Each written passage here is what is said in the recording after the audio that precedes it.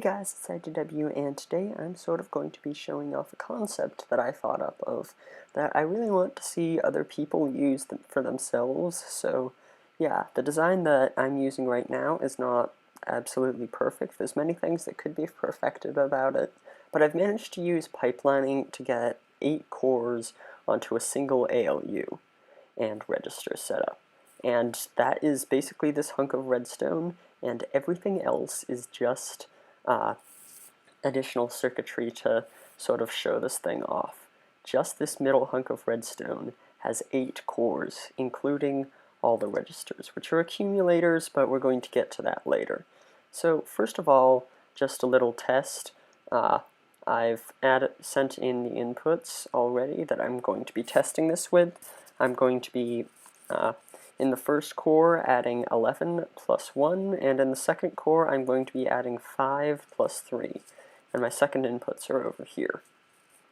So first of all I'm going to have to load it up. If I can press that button. Then I'm going to need to turn off all the inputs. And I'm sorry, this is a bit tedious. I probably should have done this off camera, but whatever.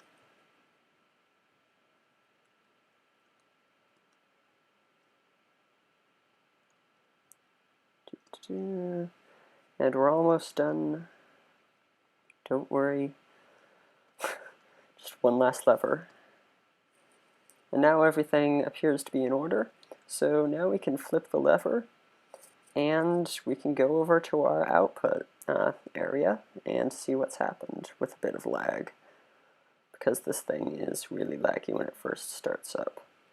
And it may be a bit hard to see, but I'm going to take a screenshot here. And this is rather easy to see because it's sort of in the middle. You can see that we got a 12 for the first of the 2 inputs and an 8 for the second of the 2 inputs. So that means that 5 plus 3 is 8, and 11 plus 1 is 12. And those are the 2 very basic things that you need to have in order to prove that your adder is working perfectly. Now, I haven't built subtraction into this thing yet. As I said, this is really a proof of concept thing at this point, and I want other people to really perfect this design. But we're going to talk about how exactly the idea behind this works now, so yeah.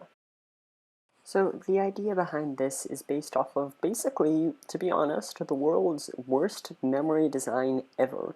This is just 4 bits of the memory design that is used in the quote-unquote registers for the CPU that we are looking at, and this is 4 bits of a really, really basic and simple and awful memory design that doesn't use the concept. And if you just compare the size, you can just immediately see that one is significantly larger than the other one.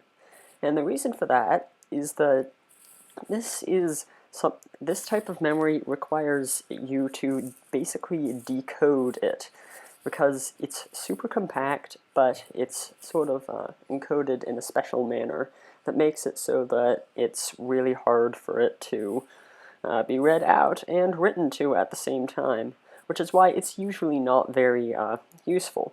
And this is something called delay line memory. And the idea is basically you have a clock and you send short pulses into that clock. So if I if I don't fail to send the inputs in, because sending the inputs in on its own is a really complicated thing. And by the way, you're going to notice that I'm using the exact same system that I used over there to actually input the inputs into the ALU. If I just flip this lever, then I'm going to have this really rapidly repeating clock. And the basic idea in this clock is that because the signal never runs out, it keeps on going around and around forever. And so if you just have a few repeaters like this, in this small space, this is all the area that we need in order to actually store these 4 bits of data. Whereas over here, it's in this first sort of half of this piece of data. But once again, reading and writing to this is extremely difficult, because all your inputs come in sequentially rather than all at the same time like you can do with that. You also have to wait in order for your address to come up with this memory design. And because of all the reasons that I've listed so far, this is actually almost never ever used because it's just such an awful memory design. And if I bring this in like this, if it isn't bugging out, I don't know why that's happening. But anyways, once again, it's also really buggy. So why exactly would I want to use this idea somewhere, let alone in something that's pipelined? And the answer isn't something that I've already said, and that is the fact that it sends its inputs in sequentially. What it basically means is that it's going to be taking all of its inputs and it's going to be sending them in one after the other. And because of that, and that's the main way that we're going to be reading from this memory, rather than we're just going to be sending it straight into the ALU rather than sending it to main memory, it's going to make it so that we can really, really, really easily save data in the registers. And because this idea right here is so compact, it makes it so that we can make a really small design. I should mention, however, that this design is actually sort of similar to the idea of disk drives. So if you're making a computer and you're not using this idea and you just want to have like a really low priority of memory in your memory hierarchy, this is a really good design to use for that, but that's pretty much the only time you're ever going to see this outside of an idea like this. But anyways, moving on. So we've basically just found a memory design which is useful only if we are going to be using something that's pipelining. And sure, there might be one or two exceptions, but for the most part, that's what's going to be happening. The question is, how exactly do we implement it into it? And the answer is that basically what we want to do is we want to make it so that all the data, once it comes out of the CPU, it goes back, or the ALU, sorry, it goes back into the ALU, and there's some delay along the way.